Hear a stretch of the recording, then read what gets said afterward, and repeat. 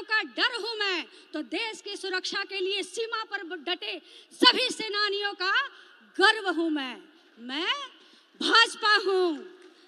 राम मंदिर बनाने का शौर्य हूं मैं, राम मंदिर बनाने का शौर्य हूं मैं।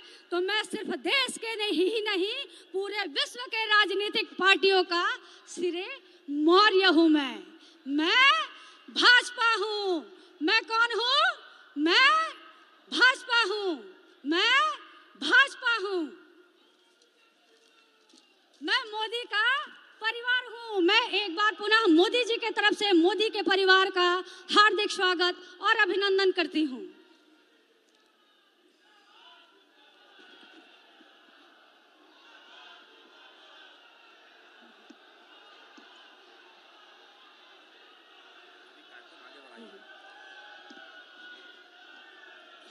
कार्यक्रम को आगे बढ़ाते हुए मैं प्रत्याशी लोकसभा श्री विष्णु दयाल राम जी से आग्रह करूंगी कि वो अंग वस्त्र, पुस्तक और नीलांबर पीतांबर का मोमेंटो देकर प्रधानमंत्री जी का स्वागत करेंगे। श्री विष्णु दयाल राम जी।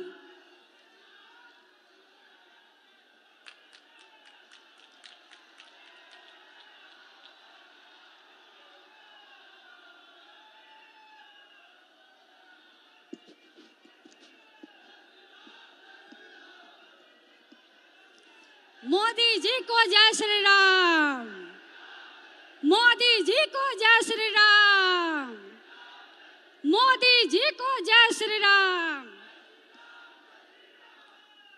स्वागत के ही श्रृंखला में आगे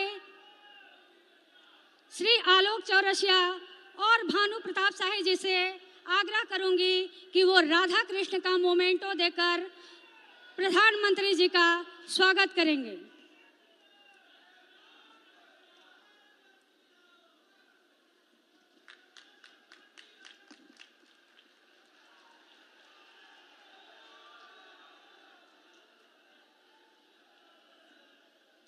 स्वागत के ही श्रृंखला में मैं श्रीमती पुष्पा देवी विधायक, श्रीमती अरुणा शंकर जी पूर्व महापौर, श्रीमती मीरा पांडे जी पूर्व उपाध्यक्ष नगर परिषद गढ़वा, श्रीमती रूपा सिंह जी प्रदेश उपाध्यक्ष महिला मोर्चा से आग्रह करूंगी कि वो सामूहिक रूप से मर्यादा पुरुषोत्तम श्री राम का मोमेंटो देकर प्रधानमंत्री जी का स्वागत करेंगी। जय श्री राम, जय जय श्री राम। ये नारा रुकना नहीं चाहिए, क्योंकि ये नारा सिर्फ नारा नहीं, आपके प्रधानमंत्री जी का स्वागत है, आपके प्रधानमंत्री राम मंदिर का प्रतीक है। राम मंदिर के आप सम्मान में इस नारा का उद्घोष करते रहिए, ये नारा रुकना नहीं चाहिए। जय श्री राम, जय जय श्री राम, जय श्री राम। अब की बार, अब की बार, अब की बार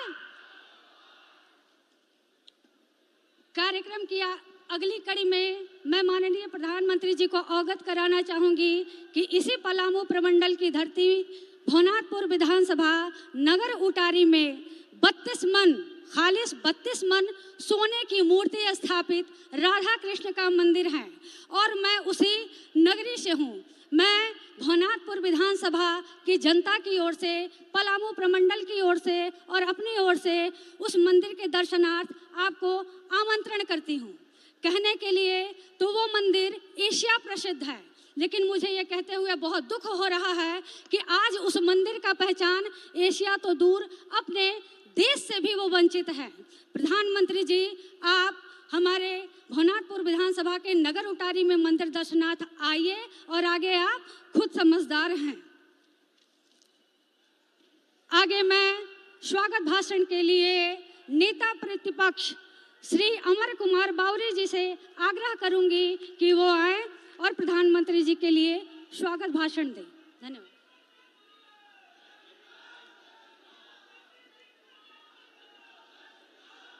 जय श्री राम, जय जय श्री राम। भारत माता की, भारत माता की। राजा मेदिनी राय अमर शहीद नीलांबर पीतांबर की इस पावन धरती पर 1 अरब 40 करोड़ देश के गरूर, इस देश के लाडले प्रधानमंत्री, विश्व के सर्वाधिक लोकप्रिय नेता, और इस देश ने पहली बार एक प्रधानमंत्री देखा है जिनके ललाट पर त्रिपुंड और गले की रुद्राक्ष की माला हो। ऐसे यशस्वी प्रधानमंत्री आदरणीय नरेंद्र भाई मोदी जी को, जो कि सनातन संस्कृति के जीता जागता प्रतीक है, जीता जागता वह हमारे राजदूत है, भारत के 1 अरब 40 करोड़ जनता के 100 को जागृत करते हुए 1 अरब 40 करोड़ जनता के सामर्थ्य से दुनिया को परिचय कराते हुए 10 साल के अंदर इस देश की अर्थव्यवस्था को 11 से 5वें स्थान पर लाने वाले ऐसे यशस्वी अपने लाडले प्रधानमंत्री को इस पलामू के पावन धरती पर एक बार जोरदार तालियों से और जय श्री राम के नारे से स्वागत करें। जय श्री राम, जय जय श्री राम। भारत माता की, भारत माता की। वंदे वंदे। आदरणीय अपने लाडले प्रधानमंत्री जी को सुनने के लिए आज पूरा पलामू संसदीय क्षेत्र उमड़ पड़ा है। एक जनसैलाब इस चिलचिलाती धूप में भी अपने आदरणीय प्रधानमंत्री जी को एक झलक देखने के लिए, उनके 2 शब्द सुनने के लिए आज निकल पड़ा है। आज अभी भी देख रहे हैं हजारों की संख्या में लोग अपना इस पंडाल के अंदर घुसने के लिए, मैदान के घुसने के लिए संघर्ष कर रहे हैं।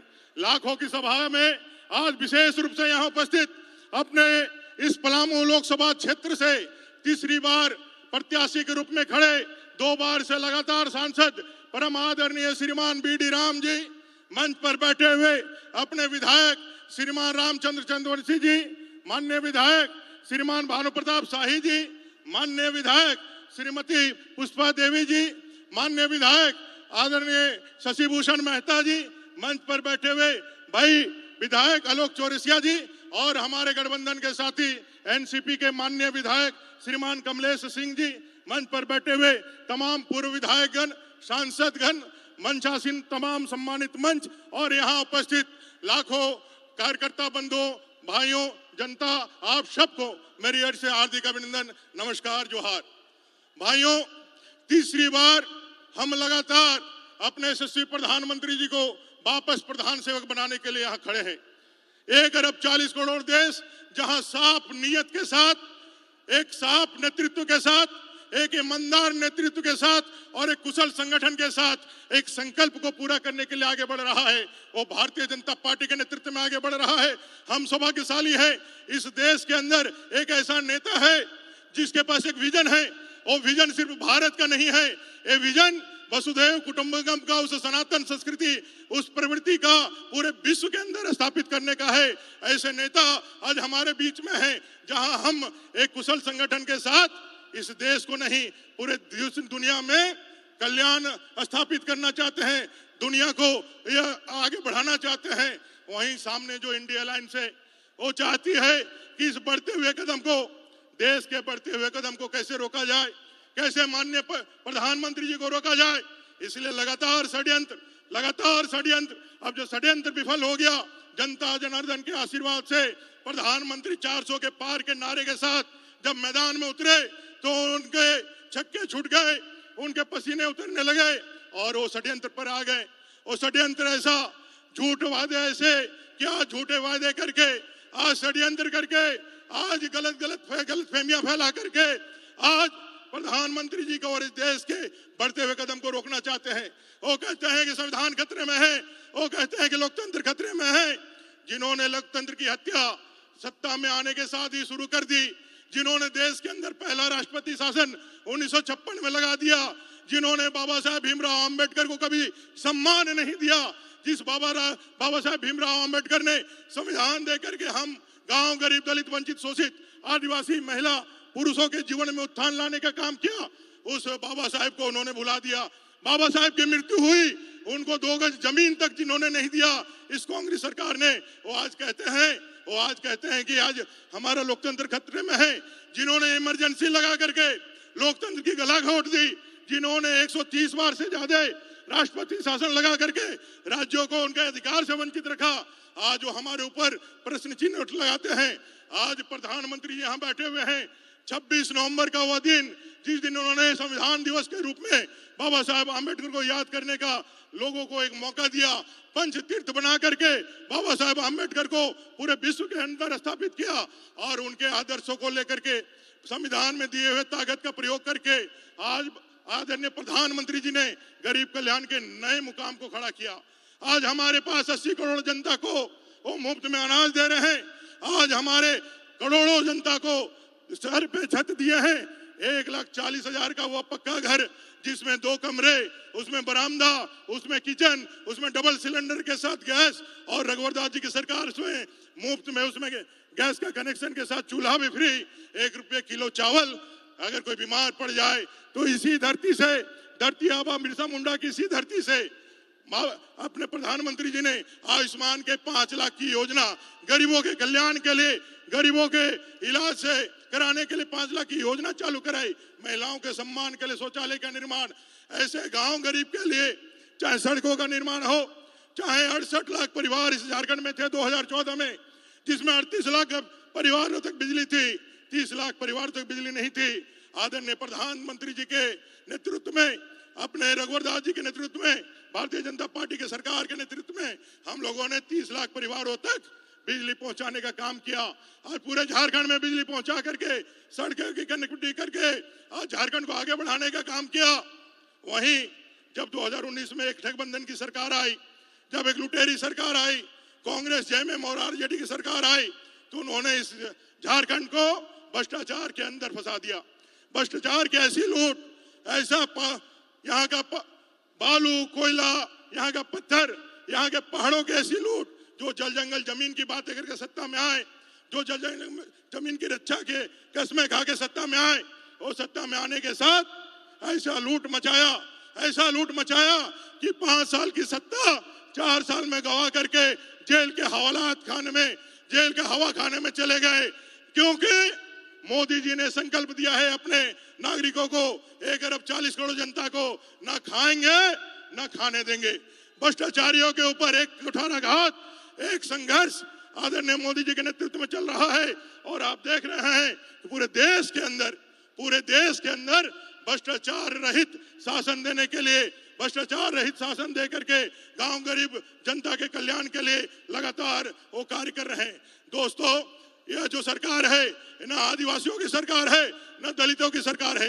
दलितों से इनका ऐसा नफरत है, दलितों का इनसे ऐसा नफरत है। आदरणीय प्रधानमंत्री जी को मैं बताना चाहता हूं, इस सरकार में, चंपई जी की सरकार में एक भी दलित को मंत्री तक बनाने का काम नहीं किया है। 14% यहाँ रहने वाले दलित भाइयों, यह एक रिजर्व सीट है, दलित सीट है। मैं यहाँ की जनता से कहना चाहता हूँ, जब वो आए आपसे वोट मांगने के लिए, तो आप उनसे पूछे क्यों वैद्यनाथ राम जी को वारंट निकाल करके शपथ का और उनको शपथ लेने नहीं दिया। दलितों का अपमान इससे बड़ा नहीं हो सकता है। इसका जवाब कांग्रेस, जेएमएम और आरजेडी से पूछना चाहिए। क्यों अपना अनुसूचित जाति आयोग में अभी तक चेयरमैन आपने नहीं बना? क्यों इस तुष्टीकरण, इस्लामी तुष्टीकरण के कारण आपने मुरु मातू में, पांडु के उस मुरु मातू में दर्जनों मुजहर परिवार को मुस्लिमों ने अपने भूमि से खदेड़ दिया और आज भी वो निर्वासित जीवन व्यतीत कर रहे हैं। आज भी वो निर्वासित जीवन व्यतीत करके विस्थापित जीवन व्यतीत कर रहे हैं।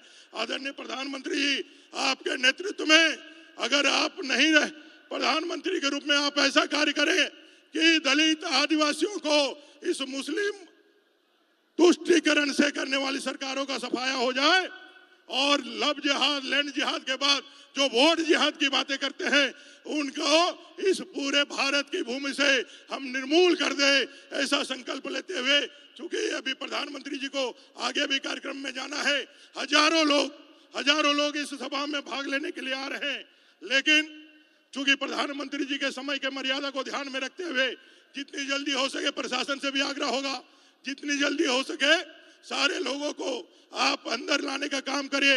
वो सैकड़ों किलोमीटर दूर से अपने लाडले प्रधानमंत्री जी को सुनने के लिए आना चाहते हैं, आ रहे हैं, इसलिए बिना व्यवधान किए हुए उनको अंदर आने का परमिशन दीजिए, उनको अंदर आने का अब मौका दीजिए। इतना ही कहते हुए सभी आराम से शांति से बैठेंगे और आदरणीय प्रधानमंत्री जी को सुनेंगे।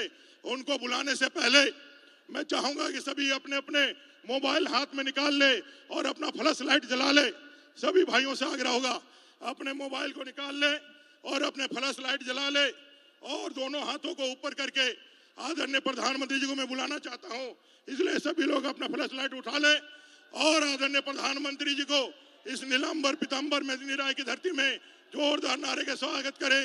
भारत माता की, भारत माता की, भारत माता की जय श्री राम, जय जय श्री राम, जय श्री राम, जय जय श्री राम।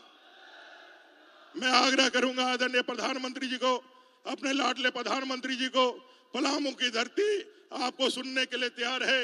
आदरणीय प्रधानमंत्री जी से आग्रह होगा कि हमारा मार्गदर्शन करिए, हमें अपने संकल्प को दोहराने के लिए, विकसित भारत के संकल्प को दोहराने के लिए आमंत्रित करिए। आदरणीय प्रधानमंत्री जी जोरदार तालियों के साथ भारत माता की, भारत माता की। धन्यवाद। आप सब लोगन के प्रणाम।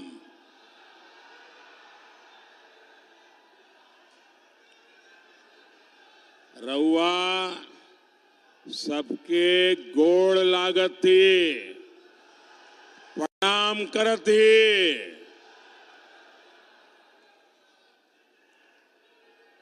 ऐसा लग रहा है आपने जेएमएम और कांग्रेस को दिन में ही तारे दिखा दिए।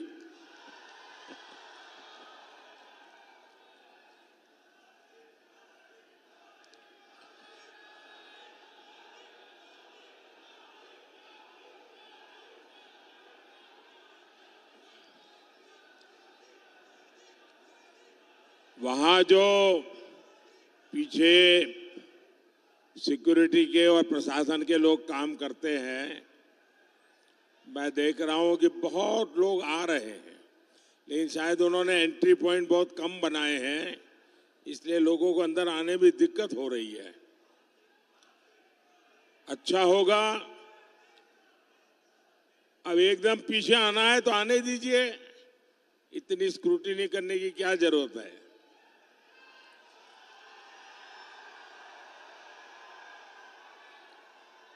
बहुत बड़ी मात्रा में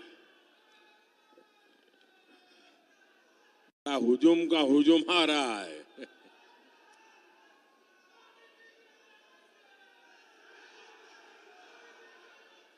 शायद यहां से मेरी बात वो प्रशासन वालों को सुनाई देगी कि नहीं मुझे मालूम नहीं, अदरवाइज यहाँ के कोई व्यक्ति जाके वहां समझाएं ताकि ज्यादा लोग अंदर आ सकें।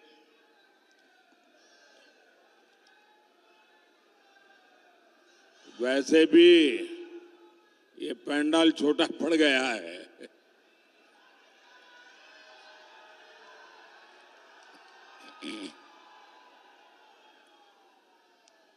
साथियों, मैंने लंबे अरसे तक पार्टी के संगठन का काम किया है।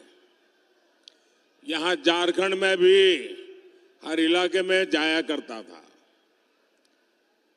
चुनाव लड़वाए भी हैं, चुनाव लड़े भी हैं, लेकिन सुबह 10 साढ़े 10 बजे इतनी बड़ी रैली करने की हिम्मत मैं नहीं कर सकता था।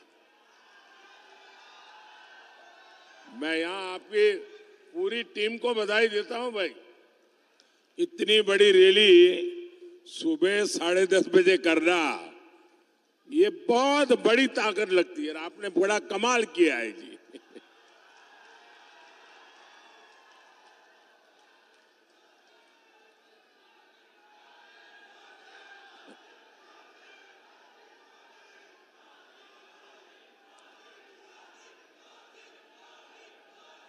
ये धरती शहीद नीलांबर पीतांबर की धरती है। मैं इस धरती को प्रणाम करते हुए इतनी बड़ी रैली, इतनी बड़ी संख्या में माताएं बहनें, आपका ये आशीर्वाद, आपका ये प्यार मैं कभी नहीं भूल सकता हूं।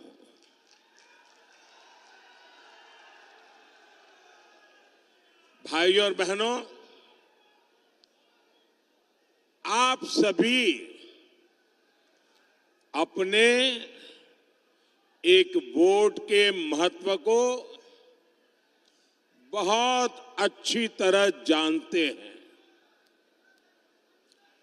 2014 में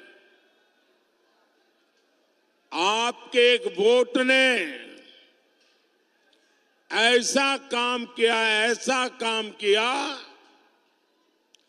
कि पूरी दुनिया भारत के लोकतंत्र की ताकत को सलाम करने लग गई थी।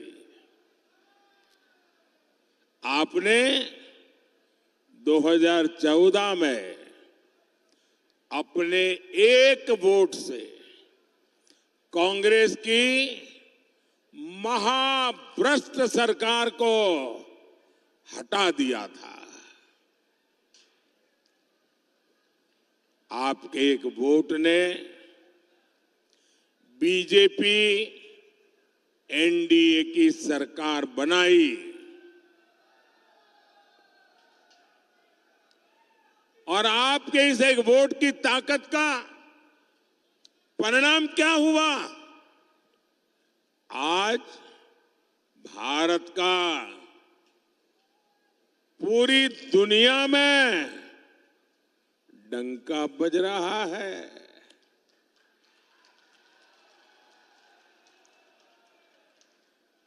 पांच सौ साल से हमारी कितनी ही पीढ़ियां संघर्ष करती रही, इंतजार करती रही, लाखों लोग शहीद होते रहे। 500 साल लंबा अविरत संघर्ष चला। शायद दुनिया में इतना लंबा अविरत संघर्ष इतिहास में कहीं नहीं हुआ होगा जो अयोध्या में हुआ।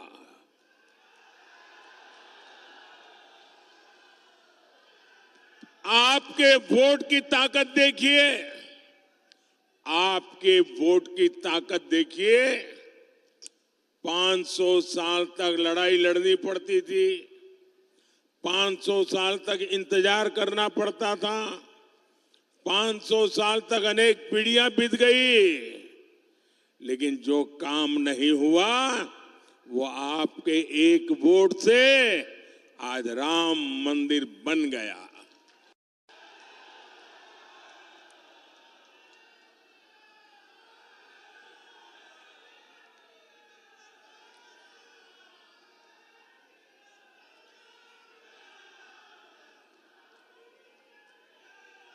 देश आजाद हुआ,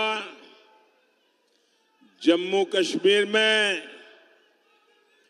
आए दिन खतरे की घंटी बजती रहती थी।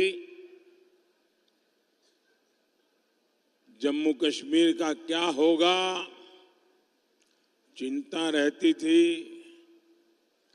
बम धमाके, गोला बारूद कश्मीर से वही सुनाई देता था।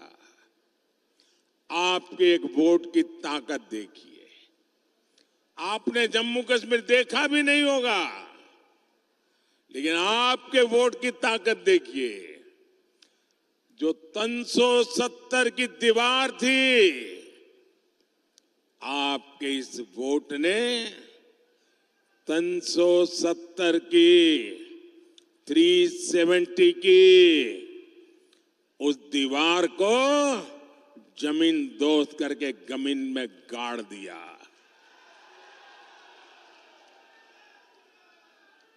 आए दिन हमारे झारखंड में, छत्तीसगढ़ में, उड़ीसा में, बिहार में, आंध्र में पशुपति से लेकर के तिरुपति तक नक्सलवाद, आतंकवाद फैला करके यहां की धरती को लहूलुहान कर देता था। कितनी माताएं अपना जवान बेटा खो देती थी। पाल पोस करके बड़ा किया बेटा गलत संगत में आकर बंदूक उठाकर जंगलों में भाग जाता था। आपके एक वोट ने कितनी माताओं की आस पूरी की, बच्चों को बचा लिया।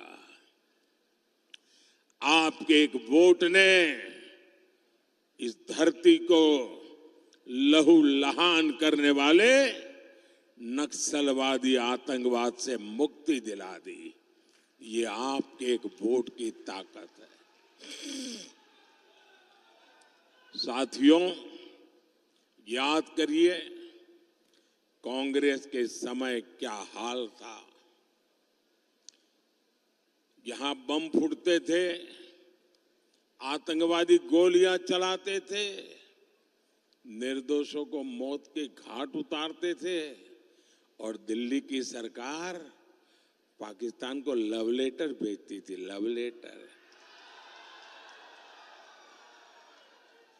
अमन की आस लगाती थी, अमन की आस। पाकिस्तान जितने लेटर जाता थे उससे ज्यादा आतंकी भेजता था और बम गोले लेकर वो देश में खून की होली खेलते थे। और जब आपने एक वोट दिया ना, उस वोट ने मुझ में इतना दम भर दिया, इतना दम भर दिया, मैंने आते ही कह दिया इनफ इज इनफ, बहुत हो चुका है, अब ये खेल नहीं चलेगा। मां भारती का अपमान नहीं सहूंगा, निर्दोषों को नहीं मारने दूंगा। आज नया भारत डोजियर नहीं भी देता, ये नया भारत है घर में घुसकर मारता है। सर्जिकल स्ट्राइक, एयर स्ट्राइक के तमाचे ने पाकिस्तान को हिलाकर रख दिया था। पहले एक समय ऐसा था, कोई महीना ऐसा नहीं जाता था कि जब झारखंड, बिहार के इस इलाके से देश की सेवा करते करते हमारे नौजवान सीमा पर शहीद न होते हो, कश्मीर में शहीद न होते हो और तिरंगे में लिपेट करके उनकी शरीर वापस न आते हो। ये हर महीने चलता था। आज वो सब बंद हो चुका है। ये आपके वोट ने किया है। एक वो स्थिति थी जब आतंकी हमले के बाद कांग्रेस की डरपोक सरकार दुनिया भर में जा जाकर रोती थी। ये स्थिति कि पाकिस्तान, वो वक्त चला गया जब हम दुनिया में जाकर के रोते रहे। आज स्थिति ये है, पाकिस्तान दुनिया भर में जा जा करके रो रहा है। बचाओ बचाओ चिल्ला रहा है। आज पाकिस्तान के नेता कांग्रेस के शहजादे को पीएम बनाने के लिए दुआ कर रहे हैं, लेकिन मजबूत भारत तो अब मजबूत सरकार ही चाहता है। ये दृश्य दिखाता है पूरा हिंदुस्तान में से हर कोई कहता है मजबूत भारत के लिए मजबूत सरकार के लिए मोदी सरकार। फिर एक बार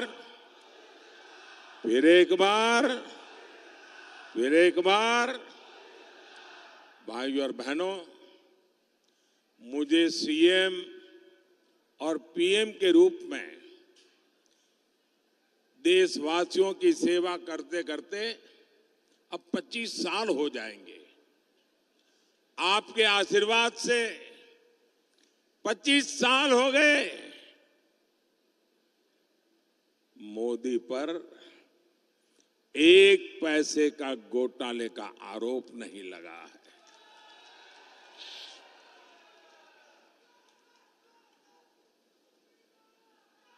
और मेरे लिए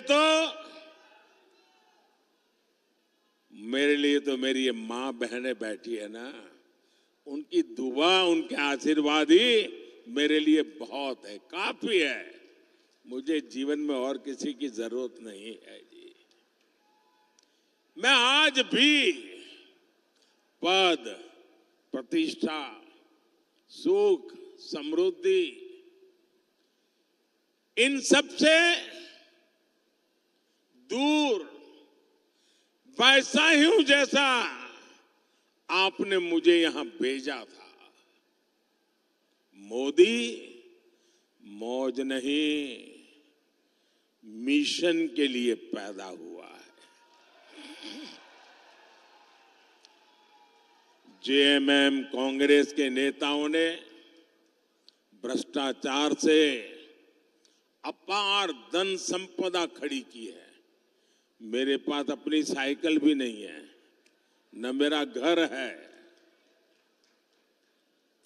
साथियों, संपत्ति हो, राजनीति हो, सब कुछ ये अपने अपने बच्चों के लिए अर्जित कर रहे हैं।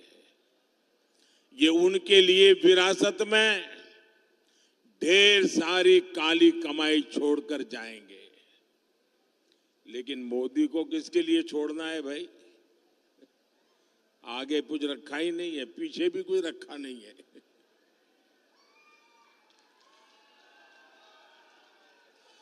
मेरे वारिस तो आप सब ही है। आपके बच्चे, आपके नाती पोते, यही मेरे वारिस है। मेरी इच्छा है मैं विरासत में आपको, आपके बच्चों को विकसित भारत देकर के ही जाऊं, ताकि आपको कभी मुसीबत भरी जिंदगी जीने की नौबत ना आए, आपका अच्छा जीवन हो, आपको वो सब न देखना पड़े जो मेरे जैसे परिवार, जो मैंने कभी देखा था, मेरे जैसे लाखों करोड़ों परिवारों ने देखा है। मैं वो स्थितियों से देश को मुक्ति दिलाना चाहता हूं। भाइयों बहनों, मेरे जीवन को आप भली भांति जानते हैं। मैं गरीबी का जीवन जीकर आया हूं। मैंने गरीबी को जिया है। गरीब की जिंदगी कितनी तकलीफ वाली होती है ना, उससे मैं गुजरते गुजरते यहां आया हूं। इसलिए 10 वर्षों में गरीब कल्याण की हर योजना की प्रेरणा मेरे अपने जीवन के अनुभव से जन्म लिया है। जब आज मैं लाभार्थियों से मिलता हूं, तो खुशी के मारे मेरी आंख में से आंसू निकल आते हैं। और ये आंसू वही समझ सकता है जिसने गरीबी देखी हो, जिसने कष्ट में जीवन गुजारा हो, जिसने मां को धुएं में खांसते देखा नहीं, उसको ये आंसू कभी भी समझ नहीं आ सकते। जिसने अपना पेट बांधकर मां को सोते नहीं देखा, जिसने लोटा भर पानी पीकर मां को भूख मिटाते नहीं देखा, जिसने अपनी बीमारी को छिपाते नहीं देखा, शौचालय के अभाव में पीड़ा और अपमान सहती मां को नहीं देखा, वो मोदी के इन आंसुओं का मर्म नहीं समझेगा। लेकिन भाइयों और बहनों, ये कांग्रेस के साजिदे मोदी के आंसुओं में अपनी खुशी ढूंढ रहे हैं। कहते हैं मोदी के आंसू अच्छे लगते हैं। ये निराश हताश लोग अब इतने कुंठित हो गए हैं। एक कहावत है, जाके जाके पांव न फटे बिवाई, जाके पांव न फटे बिवाई, सो क्या जाने पीर पराई। कांग्रेस के शाहजादे की हालत वही है। वो तो गर्व से कहते हैं कि उनके घर में कई प्रधानमंत्री थे, खुद चांदी के चम्मच से खाते रहे, गरीब की, दलित आदिवासी की झोपड़ी में फोटो खिंचवाते रहे, लेकिन गरीब के लिए कुछ नहीं किया। मोदी के 10 साल के सेवा काल में 25 करोड़ देशवासी गरीबी से बाहर निकले हैं। इसलिए वो आज भाजपा को आशीर्वाद दे रहे हैं। यही मेरे गरीब भाई बहन है, उन्हीं के आशीर्वाद, यही तो मेरी शक्ति है, यही तो मेरी पूंजी है। साथियों, कांग्रेस ने, उसके सहयोगियों ने पलामू को भी तो अपने हाल पर छोड़ दिया था। दिल्ली में बैठे इनके नेताओं को नक्शा दिखाकर पूछ लीजिए कि पलामू कहां है, तो पता ही नहीं होगा। ऐसे ही जिलों में देश के सबसे ज्यादा दलित, आदिवासी, पिछड़े ये मेरे भाई बहन रहते हैं, लेकिन इसकी उन्हें परवाह ही नहीं थी। ऊपर से ऐसे जिलों को पिछड़ा जिला कहकर पलामू को अपमानित किया जाता था। ये तो बैकवर्ड डिस्ट्रिक्ट है, बैकवर्ड डिस्ट्रिक्ट, यानी कोई अच्छा अफसर यहां आने को तैयार नहीं। ये हाल बना के रखा। आपने मुझे 2014 में सेवा का मौका दिया। मैंने कहा ऐसे नहीं चलेगा। मैंने पिछड़ा सारी जो इन जिलों को उन्होंने बैकवर्ड करके बर्बाद करके रखा था ना, मैंने कहा ये आकांक्षी जिले हैं, यहाँ के लोगों के भी सपने हैं, यहाँ के लोगों की भी आकांक्षाएं हैं। मैं उससे मरने नहीं दूंगा, मैं उसमें नई जान भर दूंगा और मैं इन आकांक्षी जिलों को होनहार जिला बना करके रहूंगा। पहले अफसर ऐसे जिलों में आने से डरते थे। अफसरों को लगता था कि यहां पोस्टिंग मतलब मेरा पनिशमेंट पोस्टिंग हो गया, सजा देने के लिए मुझे तैनात किया जाता था। मैंने देश के सबसे अच्छे अफसरों को पलामू में लगाया। अब मेरे पलामू के लोगों की मेहनत देखिए। पलामू में आकांक्षी जिला कार्यक्रम से शुरू होने से पहले और अब आसमान जमीन का फर्क आ गया है। 100 में से सिर्फ 14 गरीब परिवार ऐसे थे जिनके पास पक्के घर थे। आंकड़ा याद रहेगा, 100 में से 14। आज पलामू में करीब करीब हर परिवार के पास पक्का घर हो रहा है। और मैं आपको भी कहता हूं, जब इस चुनाव अभियान में आप गांव-गांव जाएंगे ना, और गांव में कहीं भी कच्चा मकान दिखे, कोई परिवार को अजीब पक्का घर पहुंचा नहीं है, ऐसे एक दो लोग मिल सकते हैं, उनको नाम पता लेकर के मुझे भेज दीजिए।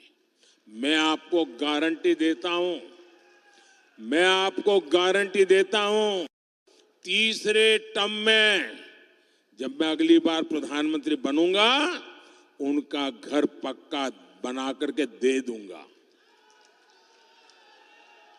और आप लोग भी मुझे जानते हो नहीं जानते हो, आप मान लीजिए मेरे लिए आप ही मोदी हैं, जाके गारंटी दे देना।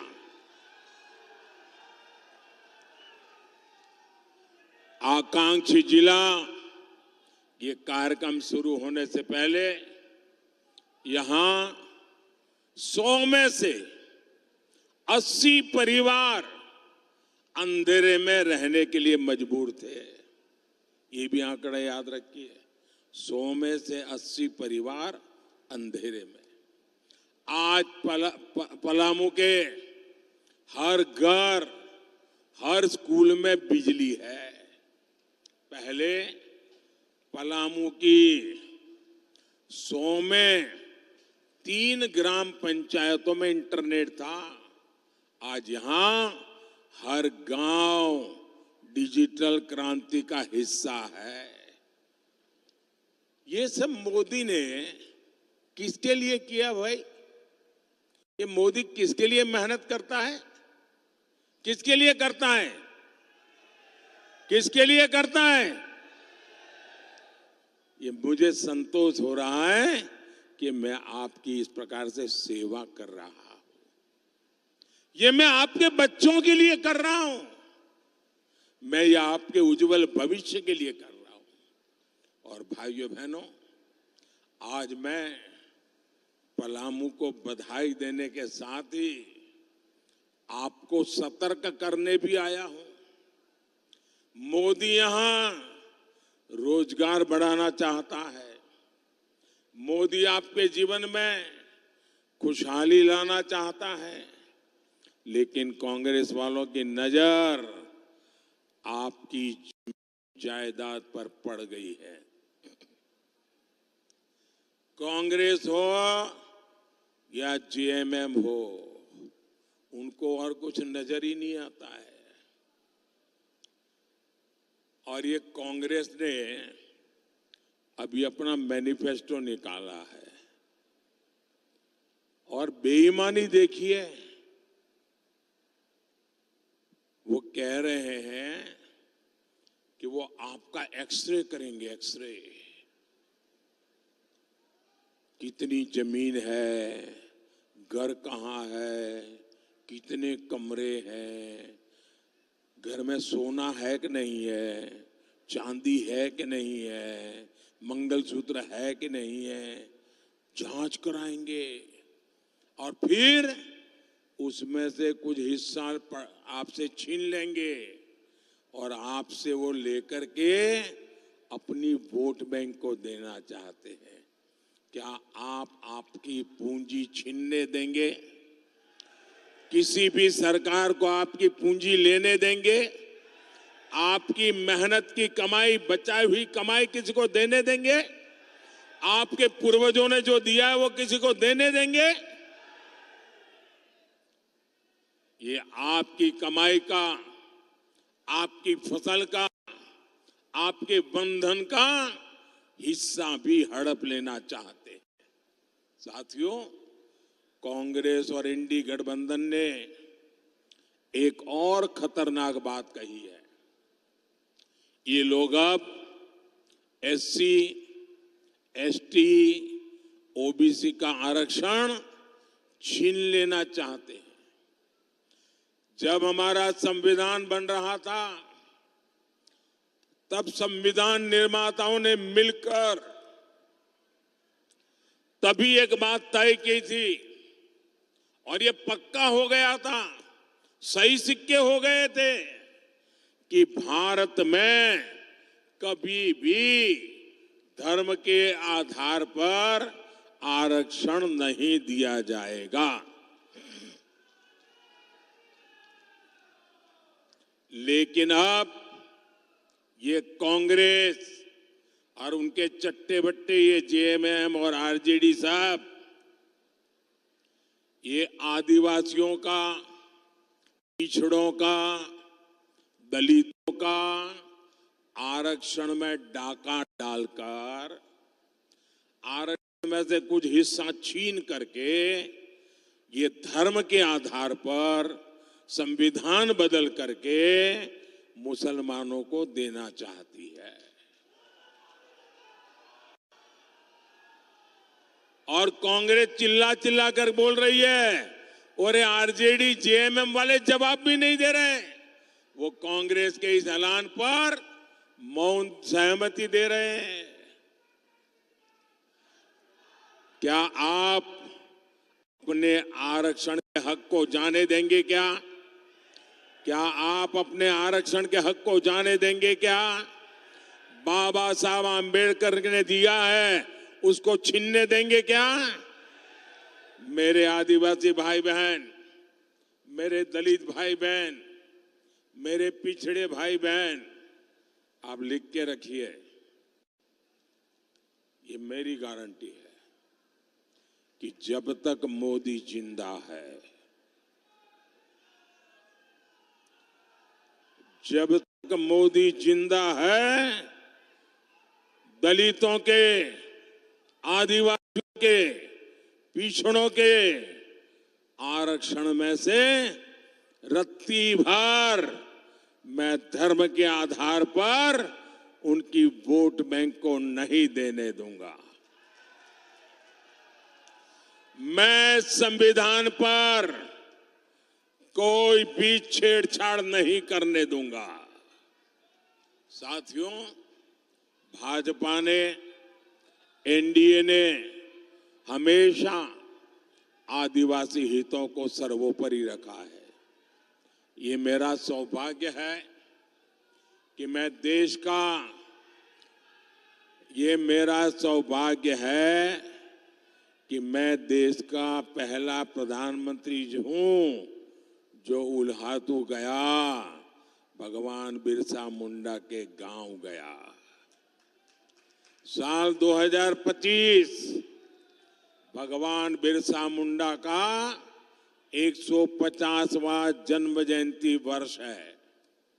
मोदी ने तय किया है मेरे तीसरे प्रधानमंत्री के कार्यकाल के दरमियान हमारे बिरसा मुंडा जी के 150वीं जयंती हिंदुस्तान के हर कोने में शान से मनाई जाएगी। बिरसा मुंडा का जन्म, उस जन्म दिवस को जनजातीय गौरव दिवस मनाते हैं। 150 साल निमित्त जनजातीय गौरव वर्ष के रूप में मनाया जाएगा। भगवान बिरसा मुंडा की प्रेरणा से ही मैंने 24,000 करोड़ रुपए की पीएम जन योजना शुरू की। इसका लाभ आदिवासियों में भी जो सबसे पिछड़ी जनजातियां हैं उन्हें होगा। भाइयों और बहनों, बीते 10 साल में मोदी ने आपको पक्का घर दिया है, बिजली, गैस, पानी दिया है। मोदी का तीसरा कार्यकाल शुरू होने दीजिए। जिन जिन लोगों को अब तक मोदी की योजनाओं का लाभ नहीं मिल पाया है, उन्हें भी इसका लाभ मिलेगा और ये मोदी की गारंटी है। साथियों, एनडीए सबका साथ, सबका विकास के लिए प्रतिबद्ध है। यहां झारखंड में आजसू पार्टी और सुदेश महतो जी के साथ उनके मिलकर के आज एनडीए एक ताकत से लड़ाई लड़ रही है। आपको पलामू से हमारे विष्णु दयाल राम जी को ज्यादा से ज्यादा मतों से विजयी बनाना है। ये हमारे विष्णु दयाल जी इतने सरल है कि पार्लियामेंट में जब किसी को मैं उनका परिचय करवाता हूं कि डीजीपी थे, तो मानने को तैयार नहीं है। एकदम सरल, जमीन पर रह करके सुख दुख के साथी ऐसे आपके उम्मीदवार हैं। देश को ऐसे लोगों की जरूरत है। 13 मई को आपको अपना बूथ जीतना है। जीतेंगे? पोलिंग बूथ जीतेंगे? मुझे चुनाव तो जीतना है, पोलिंग बूथ भी जीतना है। आप घर घर जाएंगे? जरा दोनों हाथ ऊपर करके बताएं, घर घर जाएंगे, मतदाताओं को मिलेंगे। अच्छा, पोलिंग के दिन छोटी छोटी यात्राएं निकाल करके मतदान करवाइए। रामधुन करते करते जाइए, उत्सव का माहौल बनाइए और भारी संख्या में मतदान कराइए। कितनी ही गर्मी क्यों ना हो, पहले मतदान फिर जलपान। अच्छा, मेरा एक काम करेंगे,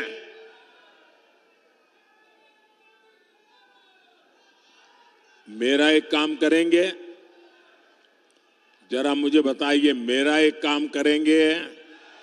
हाथ ऊपर करके बताइए, मेरा एक काम करेंगे? मेरा पर्सनल काम है, करेंगे?